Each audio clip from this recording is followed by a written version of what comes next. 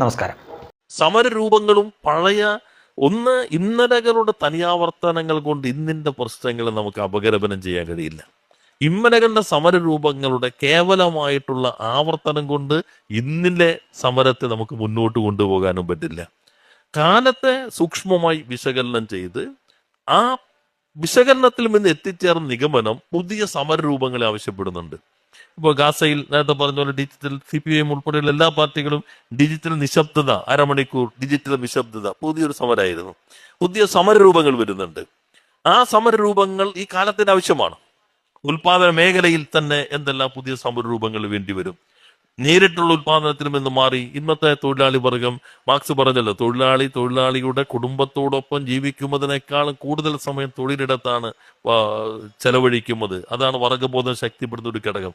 ഇപ്പോൾ ചിതറി വരുമ്പോൾ എങ്ങനെ വർഗബോധം ശക്തിപ്പെടുത്താം? പുതിയ സാധ്യതകൾ ഉപയോഗപ്പെടുത്താം. അപ്പൊ പഴയതിന് വ്യത്യസ്തമായ ടെക്നോളജി ശക്തിപ്പെട്ടു.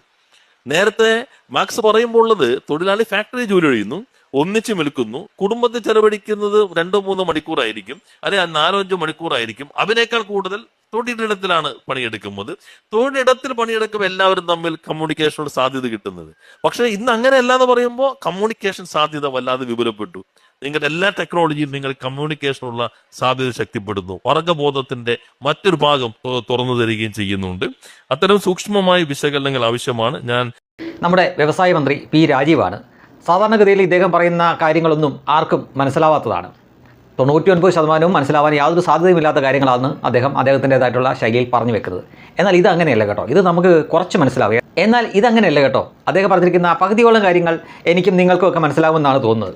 കാരണം സമരരീതികൾ മാറണം, കാലത്തിനനുസരിച്ച് സമരരീതികൾ മാറണം എന്നാണ് വ്യവസായ മന്ത്രി പറഞ്ഞു വെച്ചത്. അത് ഇളമരം കരിവിനോടൊക്കെയുള്ള ഒരു മുന്നറിയിപ്പാണ്, അല്ലെങ്കിൽ അവർക്ക് വേണ്ടിയിട്ടുള്ള ഒരു ഉപദേശമായിട്ട് വേണം നമ്മളത് കണക്കാക്കാൻ. ഇന്ന് ദേശീയ പണിമുടക്കാണ്. ദേശീയ പണിമുടക്ക് എന്ന് ഈ ആലങ്കാരികമായിട്ടൊക്കെ അവർ പറഞ്ഞു വെച്ചിരിക്കുകയാണ്. യഥാർത്ഥത്തിൽ ദേശീയ പണിമുടക്ക് എന്നത് കേരളത്തിൽ മാത്രം നടപ്പാവുന്ന ഒരു കാര്യമാണ്. നമ്മുടെ തൊട്ട് അയൽ സംസ്ഥാനമായ തമിഴ്നാട്ടിലോ കർണാടകയിലോ പോലും ഈ പണിമുടക്കിൻ്റെ കാര്യം ഒരുപക്ഷെ അവിടുത്തെ ബഹുഭൂരിപക്ഷം ജനങ്ങളും അറിഞ്ഞിട്ട് പോലും കാണില്ല. അവിടങ്ങളിലൊന്നും ഒരു കുഴപ്പമുണ്ടാവില്ല. എല്ലാ സാധാരണ ദിവസം പോലെ തന്നെ മുന്നോട്ട് പോകുന്ന ദിവസം തന്നെയായിരിക്കും ഇന്നേ ദിവസം. പക്ഷേ കേരളത്തിൽ തീർച്ചയായിട്ടും അന്നന്ന് ജോലി ചെയ്ത് ജീവിക്കുന്ന ഒരുപാട് പാവപ്പെട്ടവരുടെ വയറ്റത്തടിച്ചുകൊണ്ട് അവർ ഈ പണിമുടക്ക് വിജയിപ്പിക്കാൻ തന്നെയാണ് സാധ്യത. അല്ലെങ്കിൽ അവരുടെ കയ്യൂക്കിൻ്റെ ബലമൊക്കെ മറ്റുള്ളവർ അറിയേണ്ടി വരും. കാരണം ഇവർ സംഘടിത ശക്തിയാണല്ലോ. ആരെങ്കിലുമൊക്കെ കടകളോ വ്യവസായശാലകളോ ഒക്കെ തുറന്നാലും അല്ലെങ്കിൽ വാഹനം ഓടിച്ചാലും ഒക്കെ അത് തടയാനും വേണ്ടി വന്നാൽ കയ്യേറ്റം ചെയ്യാനും അവർ മടിക്കില്ല എന്നതിൻ്റെ നിരവധി ഉദാഹരണങ്ങൾ നമ്മൾ ഇതിനു മുമ്പ് കണ്ടിട്ടുണ്ട്. അപ്പോൾ ഇത്തരം സമരരീതികൾ മാറേണ്ടത് കാലഘട്ടത്തിൻ്റെ ആവശ്യമാണ്.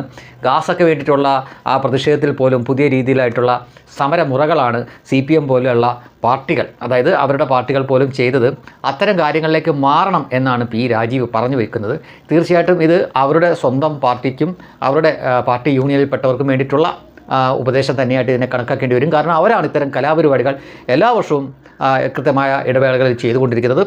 പിന്നെ നമ്മൾ മലയാളികളെ സംബന്ധിച്ചിടത്തോളം നമ്മുടെ ഈ കുഞ്ഞ് കേരളം ഇന്നൊരു രാജ്യമായി മാറുന്ന ഒരു അപൂർവത കൂടിയുണ്ട്. കാരണം ഇത്തരം പണിമുടക്ക്, ഇത്തരം ദേശീയ രാജ്യവ്യാപകമായിട്ടുള്ള പണിമുടക്കും ബന്ധും എന്നൊക്കെ പറയുമ്പോൾ മാത്രമാണ് നമ്മുടെ കേരളം ഒരു രാജ്യമായിട്ട് ഉയരുന്നത്. അത്തരം പണിമുടക്കും സമരവുമൊക്കെ ഇവിടെ മാത്രമാണല്ലോ നടക്കുന്നത്. അപ്പോൾ ദേശീയ പണിമുടക്ക് അല്ലെങ്കിൽ രാജ്യവ്യാപക പണിമുടക്ക് എന്നൊക്കെ പറയുമ്പോൾ കേരളം ഒഴിച്ച് ബാക്കി ഒരു സ്ഥലത്തെ ഒരു സംസ്ഥാനത്തെയും അത് ബാധിക്കാതിരിക്കുകയും ഇവിടെ മാത്രം അത് ബാധിക്കുകയും ചെയ്യുമ്പോൾ നമ്മുടെ ഈ കുഞ്ഞ് കേരളം ഒരു രാജ്യമായിട്ട് ആ ഒരു ദിവസമെങ്കിലും നമ്മൾ കണക്കാക്കേണ്ടിയിരിക്കുന്നു. അവരുടെ ഒരു സന്തോഷമല്ലേ, നമുക്കങ്ങ് സമ്മതിച്ചു കൊടുക്കാം.